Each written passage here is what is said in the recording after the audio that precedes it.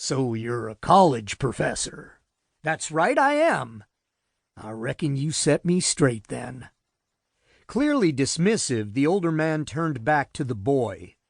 Like I was saying, that stagecoach was on its way through the Sierra Nevadas that December when it started to snow. No, you're wrong.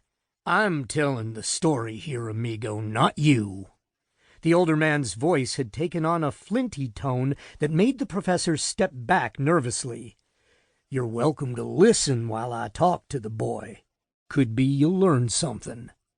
The woman said, "We have to go." "No," the boy said. "I want to hear the story. Does it have cowboys in it?"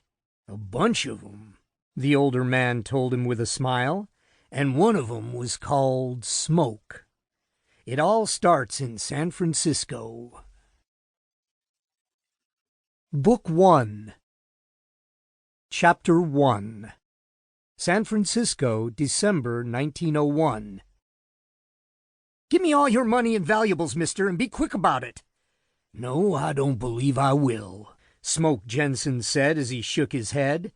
"I mean it," the would-be robber said, jabbing the gun in his hand toward Smoke. He had stepped out of an alley a moment earlier and threatened Smoke with the old small-caliber revolver. Smoke was on his way to an appointment and had taken a shortcut along a smaller street which, at the moment, was practically deserted.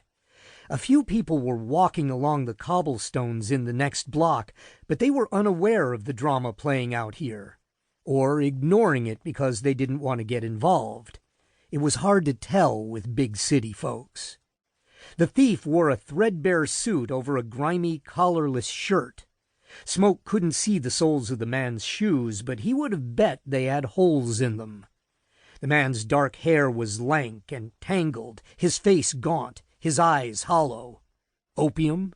Smoke asked. "What?" The man looked and sounded confused as he responded to Smoke's question. "That's why you've resorted to robbing people on the streets, so you can afford to go down to Chinatown and visit one of the opium dens?" "That ain't none of your business. Just give me your damn money." "No." Smoke's voice was flat and hard now, with no compromise in it. "And you'd better not try to shoot that old relic. It'll likely blow up in your hand if you do." The man turned the gun's barrel away from Smoke to stare at the weapon. When he did that, Smoke's left hand came up and closed around the cylinder. He shoved the barrel skyward just in case the gun went off. At the same time, Smoke's right fist crashed into the robber's face and sent him flying backward. Smoke was a medium-sized man, but his shoulders were broad as an axe handle, and the muscles that coated his torso were thick enough to make his clothes bulge if the garments weren't made properly. Smoke had pulled his punch a little. The robber looked to be on the frail side, and Smoke didn't want to hit him too hard and break his neck. For many years he had been in the habit of killing, or at least seriously injuring, anybody who pointed a gun at him. But this time it seemed like enough just to disarm the varmint and knock him down. Smoke expected to see him scramble up and flee as quick as his legs would carry him away from here. The man got up all right, but instead of running away, he charged at Smoke again with a wolfish snarl on his face. His hand darted under his coat and came out clutching a short-bladed but still dangerous knife. That made things different. Smoke twisted aside as the man slashed at him with the blade. The knife was probably more of a threat than the pop gun the man had been waving around.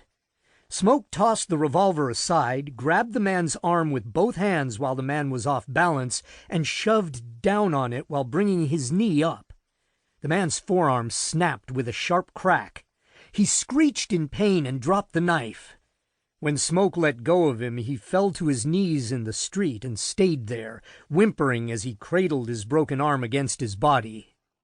Smoke picked up the gun, took hold of the would-be robber's coat collar, hauled him to his feet, and marched him stumbling along the cobblestones until he found a police officer. The blue-uniformed man glared at him and demanded, "Here now, what have you done to this poor fellow?" "This poor fella, as you call him, tried to rob me," Smoke said. With his free hand he held out the gun and the knife. "He pulled this gun on me and demanded all my money and valuables, and when I took it away from him, he tried to cut me open with the knife. I'd had about